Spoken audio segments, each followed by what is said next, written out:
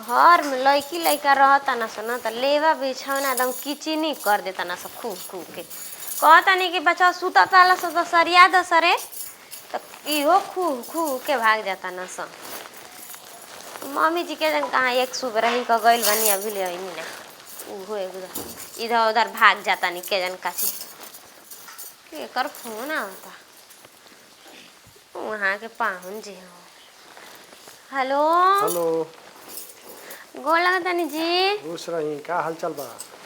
ठीक बा जी अपने सब बताई। हमरो ठीके बा। कब यादत करबे ना करी। ये जी हम कही ना कि दीदी जी कहत रहे एक दिन कि फोनमा बिगड़ल बा देले बानी दुकान पे तैसे ना लगावत रही कि कहन बन जी त खुदे दीदी जी करी। हां तो 15 दिन हो गइल बनला फोनवा। हां तब का ते एक को दिन दीदी जी ना करत रही कि कर देही। अच्छा तो दीदी करिए तबे करू ना जी ऐसा कोनो बात नहीं है। और सब हाल चाल बताई। हाल चाल बढ़िया बा। बबुआ याद आ ठीक गेल त कनी बतिया लेही। ई त बात ठीक कथी हाल चाल त ले लेवे के चाहिए। आ ई कने ना कि घूमत फिरत बुचिया जी के लिए ले आई रो आ जाई। बूची तो अभी ना पहिन कुल मजदूर लागल बनो से खेत में धान हाँ ओनु काटता। अच्छा धान न हाँ जी ये तो बात ना घर में कटिया बिनिया लग जाता था आदमी के टाइम नहीं खे मिला जी। सोचा तनी हम ही आगे तनी घूम फिर के चल जाई। आ जाई आज रहा घूम ली रहा के कोई मना करी जी अपने ससुराल में आई तो रहा बताई आई आई मम्मी घूम। में का हाल चल बा? मम्मी जी ठीक माने जी। अच्छा आ भैया भाई उहो के ठीक माने। अच्छा अब कब ले आओ तुम बात भइल हो? अभी उनका आवे में टाइम बा बाहर बना टिकट उकट कटाई हां तब नहीं हां हां काया तो जानतो न बानी बार बार जाए आव उहाँ के कहे ना कि हम जाए तो साल भर 6 महीने के बाद आई। हां ई तो बात बटले बा। 4 हाँ महीना होता गइला। तब अब के आई हां ना साल भर के बाद आई कब आवतनी। देखो तनी आज ना त काल जैसन होई बताई हनु या देखो तो हाँ टाइम मिली तो साझे ले आई हो। ठीक बा आई। हां ठीक ठीक बता। बताओ बुची जी के टाइम रहा तो बुची जी अइती ना उहाँ के बेचारे ढेर काम में बिजी रहे ना जाए दी कही ना कि भेज दी एक जगह लड़की लेखा के हम नाम लिखवाइले बानी अपने लड़की लड़कन को वही में लिखवा दे पढ़ी हाँ तो दीदी जी कहनी कि ना जी ना पढ़ी सन ननियावरा में बिगड़ जी हाँ सन देखिए पढ़े वाला लड़का कहीं पढ़ली हाँ सन ननियावरा होके चाहे कहीं होके चली चिपोत के जल्दी जल्दी मम्मी जी आई तो हम के खाना देवे तो कहले नहीं चटनिया पीस दी हमारा का चल तनी पीस दे सरिया के देखिए सलियो गंदा हो गया भाई के खींच दे कलिया जाके कुछ सरिया और याद यहाँ पाहुन जी तो कहिए कि कैसे कुल रखल है गंदा जैसा हई कुल बेटवा के कहतनी कि ध दे रे कुल गिटिया ले जाके ईंटवा से छाप दे तो ओकरा सुनात नहीं के जवने आवता नु तवने उठा के लेके चल जाता नती हमर बेटा अपन बापे लेखा होई वैसा नहीं इनको था पता ना रहेला बुढ़ो को कनु जाके मड़ई अगोरलन अगोर से धन लुटाता इहो ऐसे सहियारे लायक नहीं खन ले आके गाछी में ध देल बड़सन जेकर रुपया लगी ते न हो उनु जानी पतो भी ऐसा ही घर के मैं सरफ आ साबुन के मारतिया के नली में बहवा के ध देतिया के लोग हमारे से कहता का हो तार पतोहिया नलिया में सरफ हो झूले ले का आए अतना गाजा आता के जने काठी फीचे ले मम्मी जी 4 गो जनमा दिहन त का जाने का करे मम्मी जी अरे धरिया का तो नकल बड़ू का हो हेने तू का करता रू अरे बात रहला कनिया ना दुआरिया पर से एलु घुमल हो त ना देखला कोई ना रहे त का ऐसन का माने पर गइल जरूरी अरे बुची जी के ना पाहुन जी आवता नहीं हुए गे का पाहु ना बतावा हाँ पाहु जी फोन कइलन के बुचिया फोन कइलन ना पाहुन जी कहले रहन का कहत रहे गिरौरा सब त हमरा के भुलाइए गइल बानी जा याद नहीं किन जा कर पाहु नु उनकर अपना माई के सेवा करे से फुर्सत मिली तब नु ना बेटी के हमरा भेजी हां आ ना अपने आई हां बाकी ए बेरा फोन कर दिल हन ना कन्या हाँ जानता नहीं मम्मी जी का कहता नहीं आज आओ तनी घूमे फिरे मन हमरो नहीं खे लागत सोचे तनी वही घूम ले हां हम कनी के बुच्ची जी के लिए ले त ना दीदी आ जाए दा उना आइनु तबे ठीक बा बुचिया सास ओकर तनी मनी मेहना मारेली के बोला के तार माई तोहरे भी अपने भी राखेली ना। पाहुन जी हन त एक दिन खाती है ना चल ना जी हां घर में काम लागल बा अच्छा ऊपर किताब बना था का हाँ, यही से कहते कि हम आई आता नहीं कर जा कहां बबुआ उधर न बने कुछ मंगा दो मुर्गा चाहे मछली का बनी मुर्गा मम्मी जी मुर्गा तो हर में से बनता है इनका बारी मछली मंगा दी छोड़ा हटा बरा खसी मंगवा दो पाउन के पसंद हो अरे ना जी मछली मंगवा दी मछली हाँ हां तो जा मंगवा दो जा दे दो पैसा बा मम्मी जो में 200 रुपया बा को किलो है कैसे रुपए बा तब वही ना छिलका बबुआ 1 किलो में त ना होई अगर 200 रुपया किलो होई त 1 किलो काहे के मंगाई 3-4 किलो मछली मंगाई 3-4 किलो अब का होई 1 किलो ना 1.5 किलो मंगा दो काहे के से अहन तो सर से करा पाहुन है तो दू फेरा खा नुली हन कब से आई हो कना साम ले आई अरे छोड़ा हम जाता नहीं हो हम पैसा वो दे दे रौरे जाई छटिया पे लेके आई ना हम मंगवा दे तनी आ उका के पानी पिए के एथी डल मोटो बिस्कुट ले आवत तनी ठीक नु का रहले कल पैसा देल नहीं खुला का ओई डिब्बा में रखले हैं ओई कने ना कि तेल वाले ले नहीं खे तो दो डिब्बा बा कि डिब्बे वाला महंगा पड़ता पॉकेटिया वाला लिया देब आना तो दो घर से बोतल बा छुटा मिलिया पले लिया दिन छुटा नतिया तेल के दाम कितना महंगा लिया तो सुनो ना बुआई तो हमनी के सरसो तो सालों भकिने के पर तो भासे कवर जाई देही डिब्बा जी मम्मी जी लिया बा जोरवा में डाल रुकी लेके आओ दरवाजा जो कुल खुले बा घर में केहू लोग नहीं खे केहू बाजी कहाँ चल गए लोग भाई घर दुआ छोड़ के पूरा बगीचा में कने क्यों चल गए के बा ताकते रह जेबो केहू आई ना के बा आवो है ने आवत बैठा पाहुन जी गोड़ लागत है खुश है ये बताओ घर दूर ऐसे खुले रहला आए ये तो खुले छोड़ दो अरे ना जी हां वहाँ मम्मी जी के कहाँ चल गई नहीं दुकान पे कुछ ले आवे खातिर तो उहे गेटवा खुला छोड़ अंदर से देले बाहर कुल खुले बा कुकुर घुस जाए बिलाड़ घुस जाए माला कोनो दिन ये ढुक जाओ ना ऐसे भी घर में लड़की लेके ना आवे ना सा ना हो सो ना अरु की पानी लेके आओ तनी ले आओ यही से आओ मन ना करला आओ अकेले बैठा रहो घर में नीक लागेला तनी के कितना दिन बाद आईनी हां कर देख लो आई बैठी हम आवत नहीं अरे ई ना कि यहीं से दूगो शब्द बोली बतियाई ली पानी पी ली तो मीठा लग रहा कोनो बात ना जानती ना, ले आइल बा, ये हम जान से है ली बागाम बा मम्मी जब भी दुकान पर गई नहीं नमकीन बिस्कुट अच्छा, लिया आवे कौन बात नहीं पी लेते नहीं है और ये सब बताई हाल चाल बुची जी ठीक बनी ना हाँ बुझी ठीक बनी हाँ तब कैसे बीतता है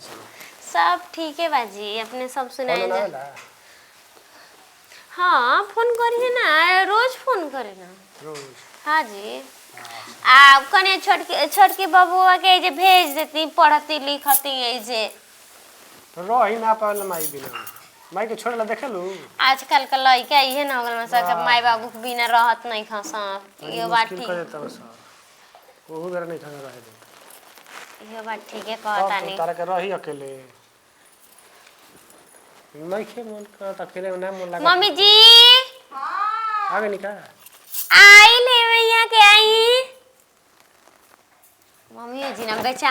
जानता नहीं ढेर काम में बिजी रहनी यही से टाइम से फुर्सत ना मिलेला सही बात बा आजकल जनते बानी कटिया बिनिया का दिनों आ गइल बा और दूगो चार गो आइयो जाता नहीं कटिया बिनिया तो करे के पड़बे ना और करी कर हमनियो के कहि आ ये गोवा लगत नहीं वही ई हे जब बैठैले बरू ई ना तो पानी उनी लेके आई पानी ली ने रे नमकीन बिस्कुट वाली चल करने रे जा धो के ना पानी पी ले नहीं अब ना चाहिए धो के धैले बनी मछरिया छान के ले आवा तो तनी ठीक है बतिया ही रे लेके आवत है अरे रो जाना तो नहीं खी बाबू जी बोल जानत नहीं खी अब सब हुए जीरो का कहीं अब बताई हमारा मोबाइल में फोन ना करे के रहे हमार रिचार्ज खत्म नहीं के एने से करब तबे रे करब ना करनी के उठाई के ना के उठाई हमार मोबाइल हमारे भी रहेला उ अपन वही में बाझ रहेले हमार मोबाइल कोई ना छुएला बुढ़ऊ बहन के अपन दिन रात खेते में रहेलन। अच्छा बड़की जन तो बड़ी संगे चल गई ना बेरी अरे ओकरा एजे मन लगी शहर में के चाट पकौड़ी खाए वाली के हेजा देहात में मन लगी लिया हो कने ना बात खौलल रहे तेल एकदम डलले ना का हो छरी बम मंगैला पियासी और निक लागेला नु तो और कुल बताई पाहुन जी और कुल ठीक है बा धरी खाई खेतना का होई आर खाई ना खाली रौरे खातिर त मम्मी जी पर्सनल मंगवाईनी ह अब इहे कहल जाला हित ना पावलन तो पानी आदमी लेके आवतानी हित ना ढेर बा इतना ना खाइयो फिर अरे खाई ये ना वही ठीक बा एगो खिया दी हम निकाल के रहती है तो चाहे तो अरे रौरा एगो अब का कहीं हमर रहते ते लइका लइके बोले सन लेकिन कब हमर पतोए संगे जाई ना बाजारी में ना तो सब कोई ना कहला के सास पतोए सब कोई कहला के बुझाला के गोतनी गोतनी हो हमारा जा गांव में जानते का कहत ना सब गांव वाला तर साली आइल लिया का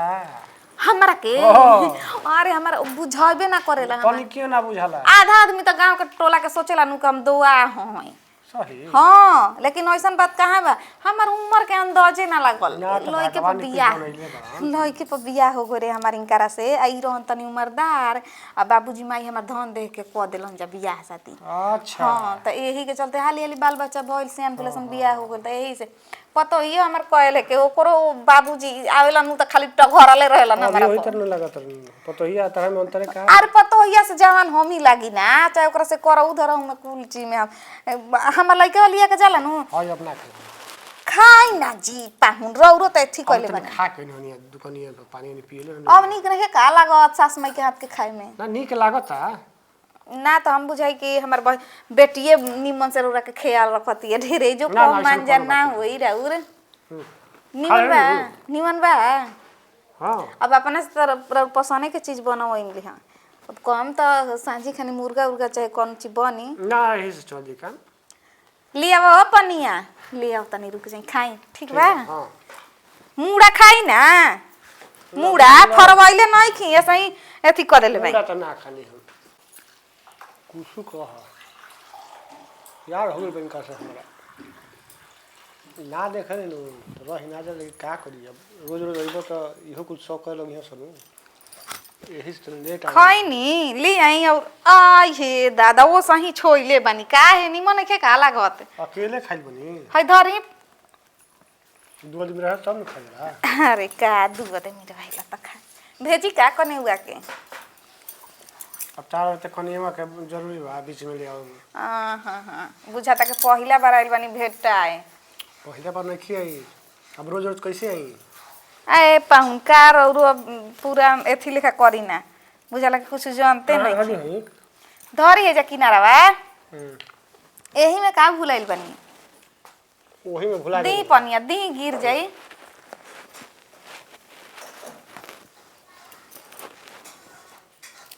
और कुल बताई का हाल बा माई के माई के हाल चाल हम माई के हाल बतावे नहीं हम कि भेंट करे नहीं कतना रौरा भेंट करे नहीं है तो हम जानता नहीं ठीक न अब आप कौन खाई रहो रे लाल लगता आ लाज का लगी खा। ये पहिला बेर का कैसा लगता आदमी एक में खाता आदमी हम खिया दी रौरा के कम के अपने खा लेली वहाँ तो काट बड़ा के हमरा के अब दी हाई वाला पीस खाई कौन हाई वाला ले हमें काट नहीं की दरी खाई अब सदौर में बोल गए सही में अब सब कुछ होइए कर बता का अब ला जाए के बा का लगा तो बोल मैं ना तो सब तो ही से का कही हाँ वो करो से हमरा का कही तो ही कही जाने ले ना ई कुल ना जाने ले जान जाई त कह दी बेटवा से नतिया हमर बेटवा कौन एकदम दिन है तो छुपा छुपा के चली बेटा एकदम नालायक हमार ह बुझाइल तनी मनी में थी कोनो घरे चल जाइनु तनी पेन हो गेल त कहला का जाता रे मैया ऐसे का करे जाता ऐसे आज ना तो काल तो पता चलबे करी तब पता चल जेत धियावा के अपन जिंदगी ना सब ई नहीं के बुझात रहुआ के आए धरी के रउरा खा ही नहीं खियावा देखी हम खियावत अभी बाही में ले ले धरी ना